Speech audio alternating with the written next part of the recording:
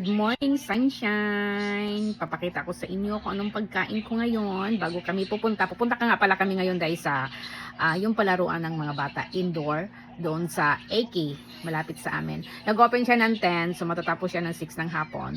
Tapos, yung price ng entrance niya is napakamura. Parang si Bunso is 100 yen, tapos si anak kong babae is 200 yen, tapos ako is 200 yen.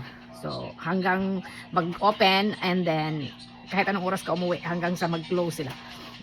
Kaso lang dahil AK yon, Machi yon, city, parang ganun, sentro kung sa baga, mahal ang parking area. Ang gagawin namin is mag-train kami.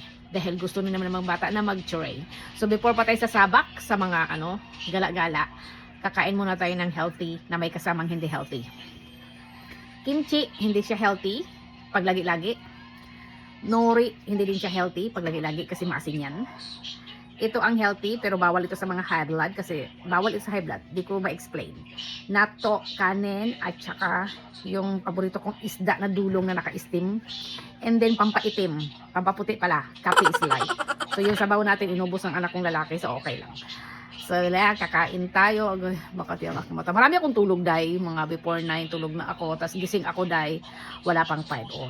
Sign of aging. Hindi ko alam kung anong meron sa alas 9. Bakit kamantok ka? So, bye-bye! Kain-kain! Ito yung pagkain ko, ha? Bye!